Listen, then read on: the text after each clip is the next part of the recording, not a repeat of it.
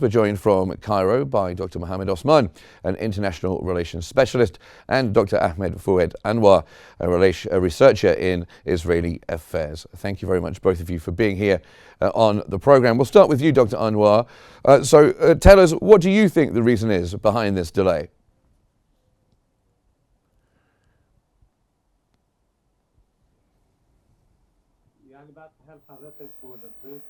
Greetings to you and the honorable guests.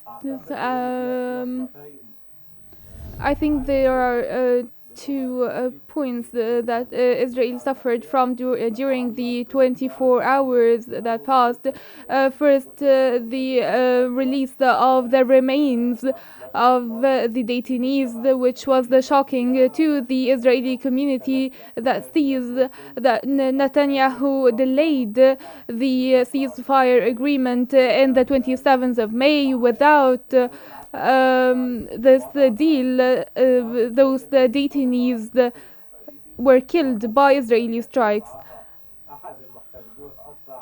Also, we have seen one of the detainees kissing the head of one of the Hamas troops, which conveys a nice picture against this one portrayed in the Israeli media as the Hamas soldiers are very violent creatures. We have seen on Saturday delays in releasing the Palestinian detainees from the Israeli prisons to cover up these footages we have seen in the media. And coming to you, Dr. Osman, same question really. How do you view Israel's decision to delay the release of the Palestinian prisoners, and what impact will it have on the ceasefire's second phase? Thank you for having me, Mark. Greetings to you and to the viewers and the honorable guests. I think that this is very reminiscent of Israel's behavior since the beginning of this ceasefire, always trying to find any little bitty mishap by Hamas in order to take advantage of it and basically justify another severe violation of the ceasefire.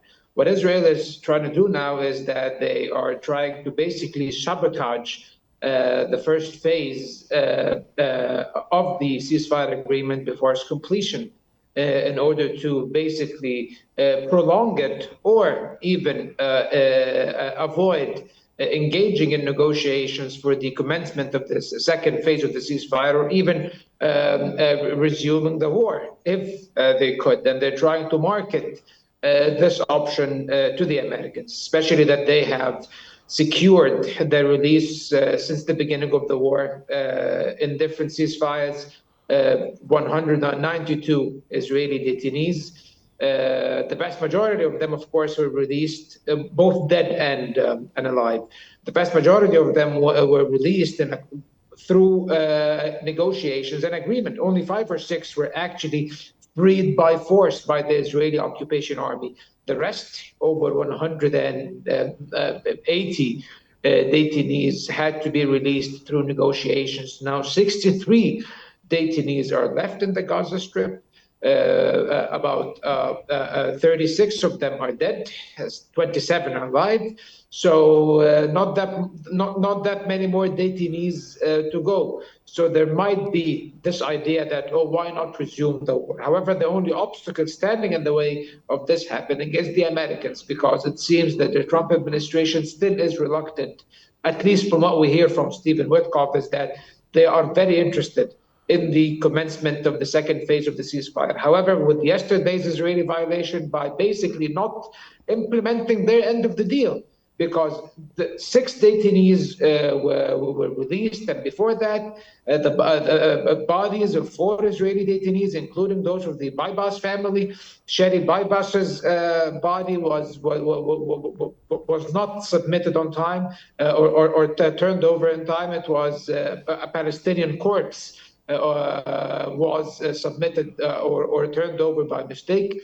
However, this mistake has been rectified, and the body of Sherry Baibas was received by the Israeli military from the Red Cross. So I do not see any justification for Israel's decision not to release the 600 Palestinian prisoners of war that were supposed to be released yesterday night, and this was canceled last minute. And it seems that now it's an open-ended arrangement. They said we're not going to release them unless we get guarantees that there will be no provocative displays by Hamas during the next prisoner exchanges. So we will see how that works out. However, the deal once again has reached an impasse, and we will see whether the mediators can manage to bridge that gap once more in order to save the ceasefire and detainee exchange deal. Well, let's stay on the sherry biomass situation. Dr. Anwar, do you think the mistake over sherry biomasses remains being returned is a legitimate reason for Prime Minister Benjamin Netanyahu to obstruct the ceasefire agreement at this stage?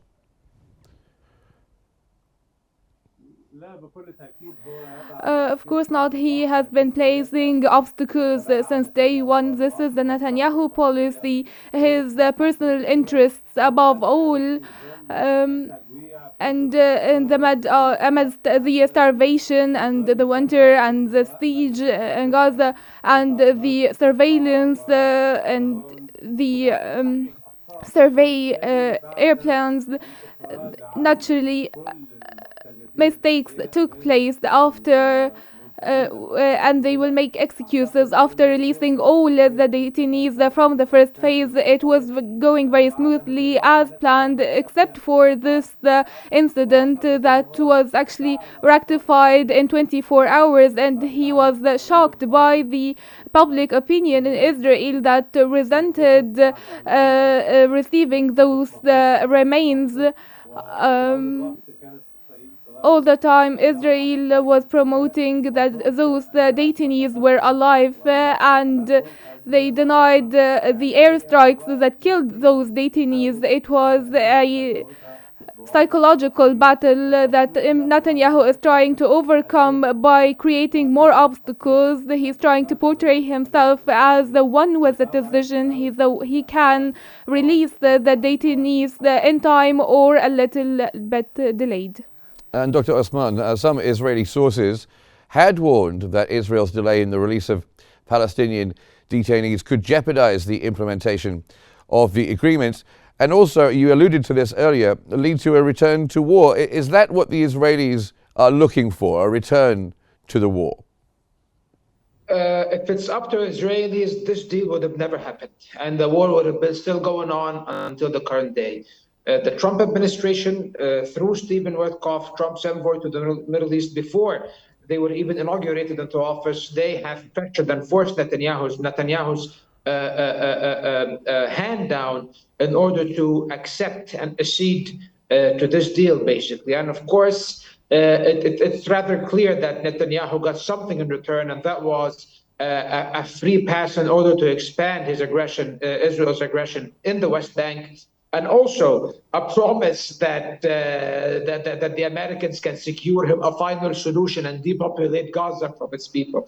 However, now with the hopes of this happening dissipating, and Trump apparently toning down his rhetoric and backing down a bit, saying that he will not impose his plan for Gaza and that he is open to, and his administration said, the Secretary of State and Stephen Witkoff, his envoy, said that the Trump administration is open to listening to the Arab plan of action, the Egyptian Arab plan of action, in order to reconstruct Gaza without the displacement of its people. Of course, this has let Netanyahu down. So now he is very eager to resume the war in order to, first of all, save his government, just like Dr. Anwar said, that he wants to save his own grip on power in Israel. Because of the war that ends definitively, Netanyahu is gone. He's out of the political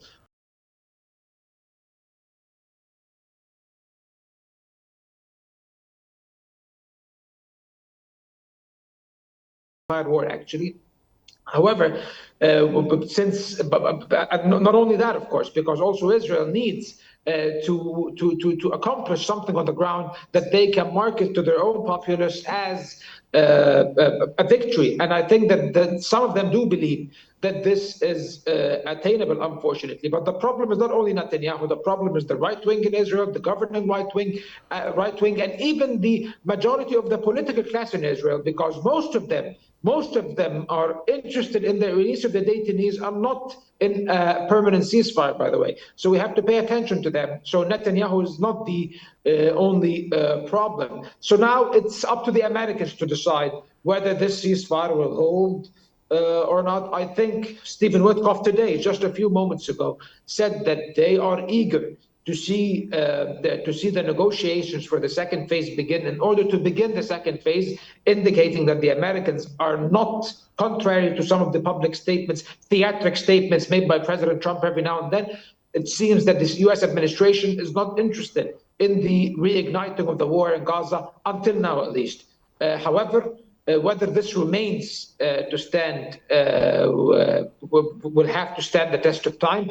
And also, the U.S. might change their stance last minute if they believe that Israeli security or interests, or even Israel's image and the U.S. administration's image by virtue of their association with them, will be tarnished by how this deal is prosecuted from now onwards.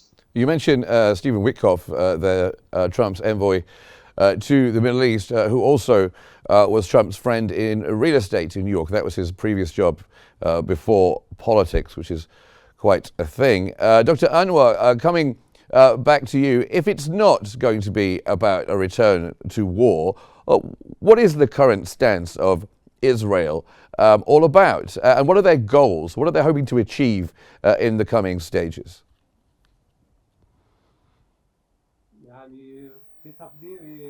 In my opinion, the aggressions, the schemes at the first place are directed towards the West Bank. The Israeli side is exhausted and unable to keep up the fight on two fronts. They are scared of the month of Ramadan and the mediators as well. The mediators now are sponsors and parties to this conflict.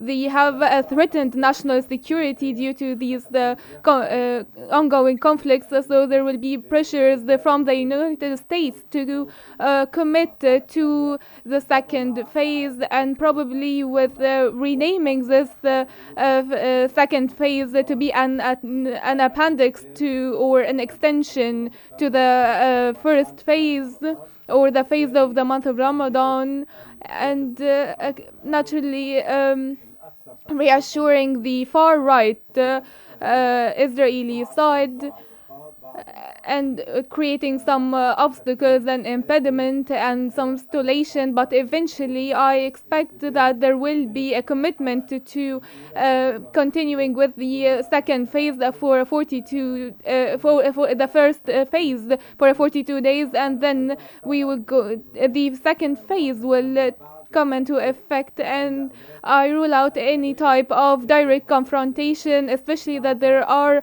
live detainees in Gaza, and the Gaza population headed toward the north after the IDF withdrew from the Netzarim corridor. It is highly difficult to go to resume the fight again. Especially speaking of disarming the administration, the Hamas, and Gaza being ruled by the PLO, I do not think that Netanyahu will take the risk and sacrifice the IDF troops and amidst the existence of strong resistance, and also the lives of the detainees that remain in Gaza, with the excuse of destroying Hamas. We have proven that it is not possible to destroy Hamas. And Dr. Osman, as the negotiations for the second phase are reportedly scheduled to begin on the 1st of March, at the beginning of Ramadan, with all the current tensions, with the delays in the release of the detainees, do you expect those to go ahead? And if they do, what do you expect from them? Yeah, I will just begin by just responding to something Dr. Anwar said. I just want to make that clear that in my own personal opinion and the opinion of many analysts and experts, and judging by viewing and basically examining Israel's conduct, Israel does not fear Hamas or the Palestinian resistance. Israel did not accept this ceasefire because its army was shattered and destroyed in the Gaza Strip. This just isn't true. What actually forced Israel's hand down was pressure from the United States. And we should be very careful about how we tread and deal with this issue, because trying all the time to downplay Israel's ability and strength and what they are capable of and the criminal actions they are willing to engage in order to attain their political and military objectives always ends up badly for everyone on the Palestinian side. So I think we need to make that crystal clear. And I think that now we should be thinking of actual arrangements that are implementable, that will actually save the ceasefire deal and prevent it from entirely collapsing. And then and now I come to answering your question about the negotiations for the second phase. What I've just read moments ago, that Stephen Witkoff now is heading to the Middle East on Wednesday in a couple of days in order to pitch the idea of prolonging or extending the first phase of the ceasefire. And it seems that this is where things will head at the moment, because it seems that Israel will not release the prisoners, at least in accordance with the agreed upon timetable of the first phase of the agreement. So now it needs to be amended, I guess, in order to secure the release of more Israeli detainees and the rest of the Palestinian prisoners of war. And I think that what the Americans are trying is that they are trying to buy time for the Israelis. And I believe that it's much more essential to actually begin as soon as possible to engage in negotiations for the second phase that will not only tackle more prisoner exchanges, but it will also tackle the idea of the day after the war, of the arrangements of the day after the war, of who will govern Gaza in the day after the war, and the reconstruction plan for the day after the war. And of course, this is complemented by the upcoming Arab Summit on the 4th of March, which is expected to adopt the Egyptian plan to reconstruct the Gaza Strip. And now the main focus has to be on trying to convince the United States that they should be on board with these arrangements and to completely forget about the displacement ideas and the rosy ideas that President Trump had that cannot be, that are not viable and cannot be implemented under any condition. And also there has to be guarantees that there will be a path forward after the finishing of this agreement to a sustainable peace. Okay, let me just bring Dr. Anwar back in on some of the things that you just said there, Dr. Osman. Dr. Osman, they're saying that there will be an extension to phase one rather than a phase two. What's your view on that, Dr. Anwar? I completely agree. I mentioned also this projection because eventually the Israeli side proved that everything will go with negotiation, with a political view, in cooperation with the mediators, especially with the warnings regarding the violent policies adopted by Israel in the West Bank before the 7th of October, and there have been warnings of the implications of this. And then we have seen the exchange of detainees and the humanitarian flow access to Gaza, also achieved by negotiations. But Netanyahu and his government insisted to go forward with the massacres and the starvations that has proven to be failed, and did not achieve any type of security to the Israeli citizen that is now threatened And Netanyahu has further dreams to expand the lands and annex more territories. It's more of an illusion that is pushing Israel to commit unprecedented crimes and extending the attacks and airstrikes to 2,000 kilometers, for not being able to restore the detainees. Two of the Palestinian detainees that remained for 10 years in the Israeli prisons, which indicates that using force and violence never achieves the Israeli goals, but the negotiation path. Okay, I'm afraid I'm going to have to just cut in there. But we thank both of our guests today here on the program, Ahmed Fouad Anwar, researcher in Israeli affairs, and Mohammed Osman, who is an international relations specialist. Thank you both for being here on the program.